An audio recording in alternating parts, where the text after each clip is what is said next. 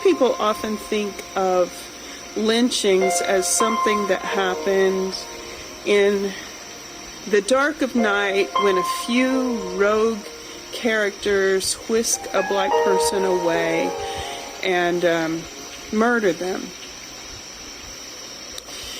And maybe that's what's happening today in the lynchings that are occurring today. But historically in this country, I think we need to be aware of a different reality.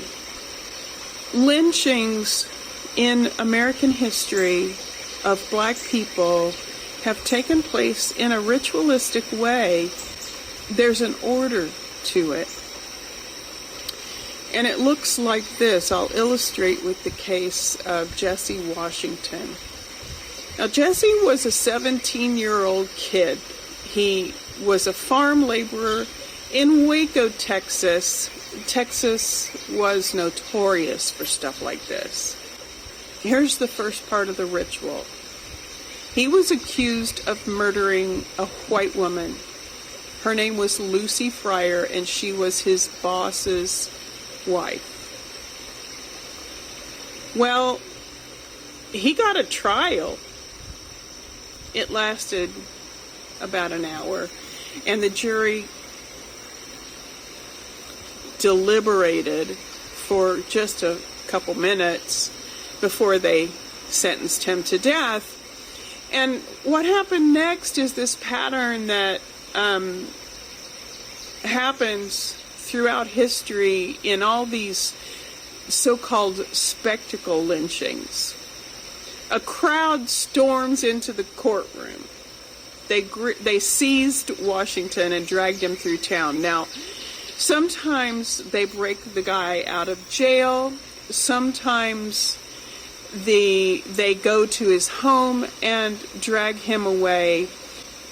And then there's the audience. In the spectacle gatherings, there can be a big crowd. There were 5,000 to 10,000 people at Jesse Washington's murder, and they brought picnics. There were photographers. It was a party.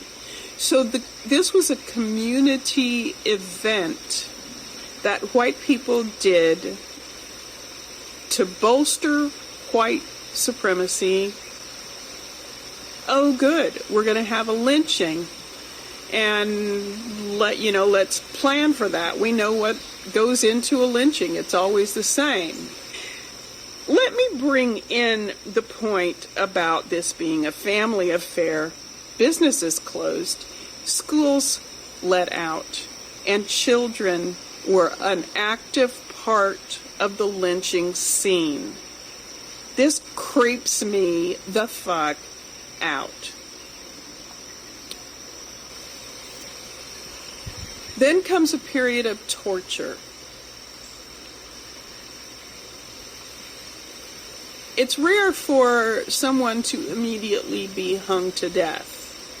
Usually there's torture first. In the case of Jesse Washington, this 17-year-old kid, he was hung by a chain over a tree, and then the chain was raised and lowered into a fire below his feet repeatedly for approximately 2 hours until he finally died. During this process, while he was still alive, he would occasionally try to pull himself out of the fire because his body was burning. Well, they didn't like this, so they cut off his fingers so that he could no longer pull himself out of the fire. Families posed for photographs. So after Mr. Washington died, people rushed up to the remains and cut away pieces of Mr. Washington's body as souvenirs. Children participated in the dismembering of the body. Boys pulled the teeth out of his skull to either sell or keep for souvenirs. Now, It is not easy to get the teeth out of a young adult in their prime. They had to use force. They had to have teamwork. And the children did this. Children stood over his burnt body and pried or broke teeth from his skull while adults watched. And then after it was all over, the photographers sold the pictures. They sold the pictures of the murder. It was a public ritual of racial terror that was witnessed, approved, and remembered apparently fondly by an entire community. Our culture, such as it is,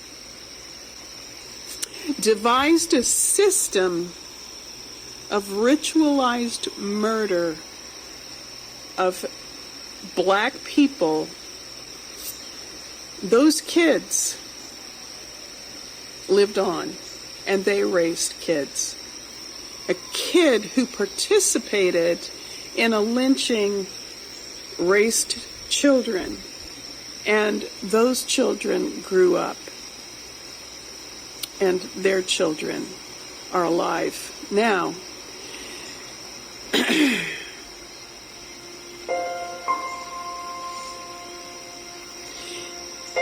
So you can see how the ritual destroys the notion that this was just random crazy acts, and supports the notion that this was a community event that was ritualized and valued. Religious leaders were often involved in the accusation and in the trial and participated in the lynchings. Get curious. The book of Jeremiah, chapter 30 and verse 16. Therefore, all they that devour thee shall be devoured, and all thy adversaries, every one of them, shall go into captivity, and they that spoil thee shall be a spoil, and all that preyed upon thee will I give for a prey. For I will restore health unto thee, and I will heal thee from thy wounds, said the Lord, because they call thee an outcast, saying, This is Zion, whom no man seeketh after. I want to give all praise and honor to Yahweh and his son Yahweh Shai, and I want to give double honors and respect to our elders, apostles, and our beloved prophets that's teaching with truth and sincerity, risking their freedom and lives in order to do so. What goes around comes around, Esau, Edom. You have to pay for all your wicked deeds and things that you've done upon this earth. Okay? So I'm going to end it there, and I'm going to thank Yahweh by Hashem Yahweh Shai. That means in the name of. And I'm going to just say Shalom, because what goes around comes around, man. You're not going to get away with this, because you continue daily to do active things of this nature, hanging still today, murdering still today. You're still doing it. So I'm again end it there and say Shalom.